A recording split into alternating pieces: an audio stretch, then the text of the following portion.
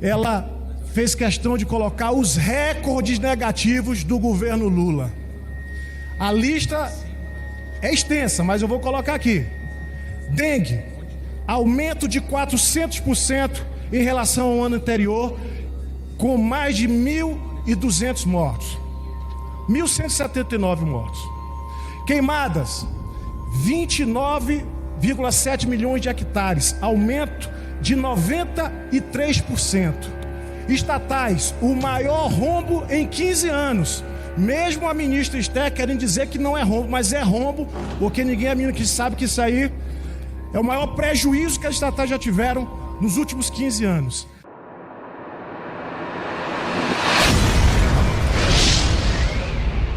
Eu já enfrentei criminoso com fuzil e sei o que é trocar tiro com vagabundo, sei o que é perder um colega de trabalho, sei o que é ir no cemitério e ver a família de um policial chorando e vocês do Direitos Humanos não fazem nada. Deus, pátria, família e liberdade. Em que o Supremo Tribunal Federal julga a ADPF, que proíbe operações policiais nas comunidades. Qual é o vínculo entre esse julgamento e a fala do presidente da Colômbia? Como eu já disse aqui para vocês, o Brasil não produz cocaína. A cocaína que os traficantes vendem na rua, que o usuário está cheirando, é produzida na Colômbia, é produzida na Venezuela. Eles usam o Brasil como mercado consumidor e exportador dessa droga. Hoje, essa operação policial no Rio de Janeiro, que foi proibida pelo Supremo, está sendo julgada. E ali a gente tem uma figura muito interessante, as pessoas interessadas que estão auxiliando no julgamento do Supremo.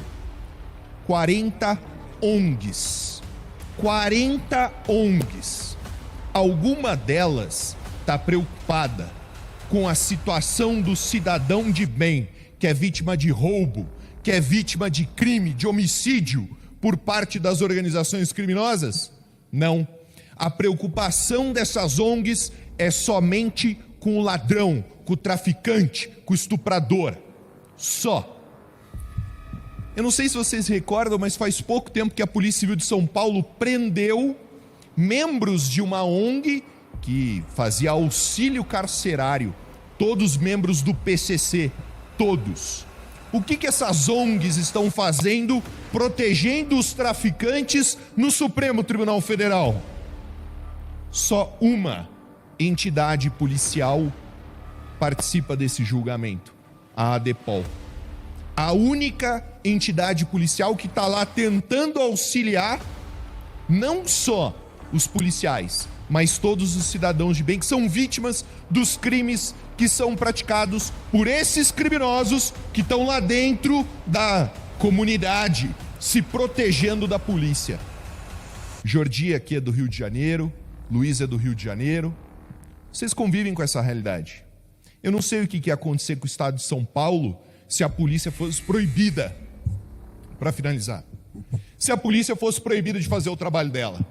Hoje, o que mantém São Paulo um estado seguro é o trabalho da Polícia Civil, da Polícia Militar, da Polícia Penal, da GCM, são as forças de segurança pública. Que fique marcado essa relação macabra entre o pó da Colômbia, a ação no Supremo Tribunal Federal, as ONGs e o caos na segurança pública no Brasil. Muito obrigado, presidente. Bom, hoje eu assisti a uma entrevista do descondenado Lula, repugnante. Uma entrevista em que ele mostra a sua total desumanidade e crueldade com os presos do 8 de janeiro. Ele disse que nem terminou o processo e as pessoas já querem anistia. Eles não acreditam que são inocentes e segue. Agora, quando as pessoas nem foram condenadas e estão pedindo anistia, é porque as pessoas estão se condenando. É evidente que não, seu marginal. Nós estamos falando de pessoas que foram presas, muitas inclusive já foram julgadas, muitas são inocentes e muitas deveriam ser sim responsabilizadas, mas por vandalismo, por dano e não por penas tão desarrazoadas, tão excessivas e exacerbadas como foram feitas por esse tribunal de exceção que é o STF, porque inclusive essas pessoas não têm foro de prerrogativa de função e não poderiam estar sendo julgadas pelo Supremo Tribunal Federal. Pessoas que foram condenadas a 17 anos de prisão simplesmente por estarem no lugar errado, na hora errada. Eu trago aqui algumas penas para que vocês possam compreender a enorme injustiça que está acontecendo com essas pessoas do 8 de janeiro.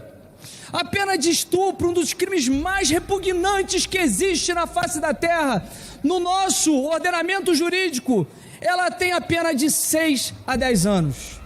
Extorsão mediante sequestro, a pena é de 8 a 15 anos. E tem mães de famílias que não conseguem ver seus filhos que foram sentenciadas a 17 anos somente por usar um batom e pichar, desenhar na estátua da justiça. É esse o tipo de justiça que esse marginal está dizendo que nós deveríamos confiar. Todas essas pessoas já foram sentenciadas e é por isso que a anistia é tão necessária para pacificar o Brasil. Mas tem uma outra fala em que ele citou e que eu gostaria aqui de mostrar como ele está totalmente descolado da realidade. Ele fala sobre a eleição do Bolsonaro, se for possível. Se for comigo, vai perder outra vez. Coitado! O Brasil está em colapso, juro nas alturas, inflação, preço dos alimentos explodindo. O brasileiro não aguenta mais esse desgoverno. Se for para disputar com o presidente Bolsonaro, vai tomar um pau e vai perder no primeiro turno. Mas não será necessário. Não será, porque nós vamos tirar esse cara através do processo de impeachment. E é por isso que no dia 16 de março, todos nas ruas, fora Lula, impeachment já! Senhor presidente, eu gostaria em primeiro lugar de parabenizar a Associação dos Delegados do Brasil, a ADEPOL, na pessoa do delegado Laterza, do delegado Reale, que estão defendendo nesse momento aquela questão do ADPF 635, que culminou no aumento da criminalidade e do narcoterrorismo no Rio de Janeiro, em razão de ter proibido a atuação da segurança pública naquele estado. Espero que o STF, que está julgando hoje o mérito, vote a favor da população e da sociedade de bem e não a favor dos criminosos. Em segundo lugar, estamos adentrando o ano de 2025 e estava vendo e lendo a revista Veja. E olha só, a revista Veja, ela fez questão de colocar os recordes negativos do governo Lula. A lista é extensa, mas eu vou colocar aqui. Dengue, aumento de 400% em relação ao ano anterior, com mais de 1.200 mortos. 1.179 mortos. Queimadas, 29,7 milhões de hectares, aumento de 93%. Estatais, o maior rombo em 15 anos. Mesmo a ministra Esther querendo dizer que não é rombo, mas é rombo, porque ninguém é menino que sabe que isso aí é o maior prejuízo que as estatais já tiveram nos últimos 15 anos. Previdência, 1,7 milhões de pedidos em espera e uma fila que aumentou 41 dias, sendo que a promessa era zerar essa fila. O dólar bateu a maior sequência de recordes que já existiu, chegando a quase R$ 7.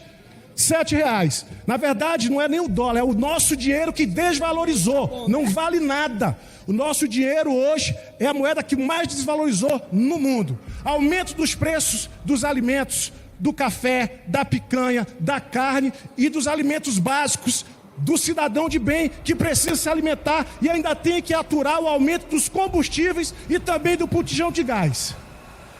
A desaprovação desse governo chega a 48% dos brasileiros.